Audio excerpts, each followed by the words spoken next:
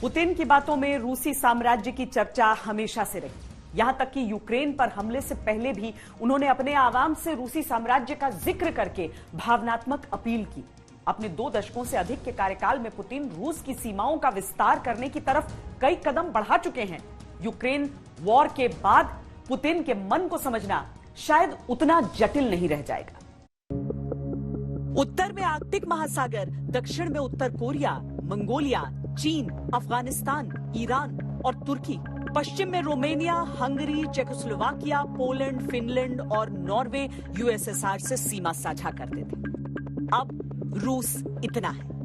इस नक्शे को ध्यान में रखते हुए अब आइए पुतिन के दिमाग की एक और गांठ को खोलने की कोशिश करते हैं।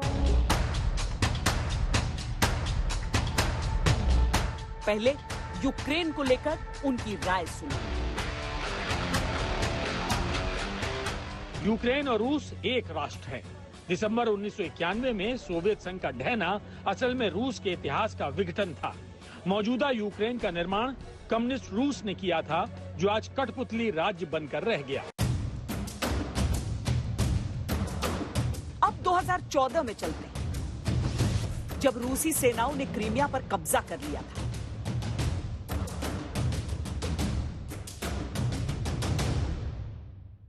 और उस समझौते की पुष्टि भी करते हैं जो क्रीमिया गणराज्य और सेवस्तोल शहर को रूसी संघ में शामिल करने पर हस्ताक्षर करने के लिए तैयार है। मुझे आपके समर्थन में कोई संदेह नहीं है।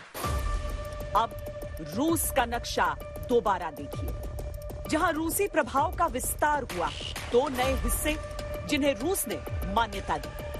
इसके अलावा बेलारूस के साथ रूस की शांति संधि रहती है, जबकि कभी सोवियत संघ से अलग हुए किर्गिस्तान, अजरबैजान, आर्मेनिया, जॉर्जिया जैसे देश रूस के प्रभाव में रहते ही हैं।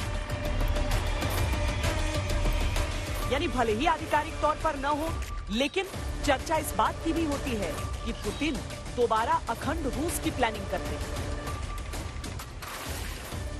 यूएसएसआर का जो 15 हिस्सों में जो बटा, वो इन ए वे सारे लोग ये कहते थे कि ये संगठित नहीं रह सकते। इकोनॉमिकली वो फिजिबल नहीं था, पॉलिटिकली ये फिजिबल नहीं था, ज्योग्राफिकली और ट्रेडिशनली इनमें जैसे उज़्बेकिस्तान का है, उसका कोई रिश्ता नहीं था रशिया के साथ। दोनों अलग अलग कल्चर के थे, दोनों अलग अलग रिलीजन के भी थे और दोनों अलग अलग डेवलपमेंट के थे। सो उनका वापस आना एक अननेचुरल हो जाएगा और मेरे को लगता है पुतिन भी नहीं चाहेगा कि सेंट्रल एशियन कंट्रीज पार्ट बने। पुतिन की पॉलिसी को थोड़ा और डिकोड करते हैं तो ये समझना मुश्किल नहीं कि पुतिन के निशाने पर वो पड़ोसी देश अधिक आए जो यूरोपीय देशों के करीब आए। पोलैंड नेटो का सदस्य बन गया। यूक्रेन का नेटो सदस्य बनने का स्पष्ट अर्थ था रूस की सीमाएं यूरोपीय यूनियन से लग जाएंगी।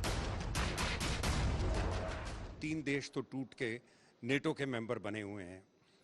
वार्सा पैक्ट आज वो वार्सा पैक्ट नहीं रहा, उसमें यूरोपियन यूनियन में चले गए हैं काफ़ी सारे देश, और वहाँ पे लोकतंत्र है, वहाँ पे उनकी इकोनॉमी बड़ी अच्छी चल रही है, तो वो छोड़ के कैसे वापस आएंगे।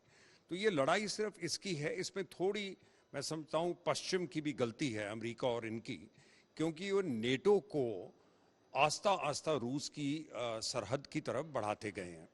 तो काफ़ी टाइम का रूस ये कह रहा है कि देखिए ये बीच में एक बफर होना चाहिए, आप इसको इधर ले आएंगे तो मेरा जो जोन ऑफ इन्फ्लुएंस है, जिसको कहें कि जिस पे मेरा प्रभाव हो, वो तो आपने खत्म कर दिया। पुतिन को यह गवारा नहीं था। 2014 में जब रूसी सेनाओं ने क्रीमिया पर कब्जा किया तो पुतिन खुद रूस का झंडा बाइक पर लगाकर घूमे थे।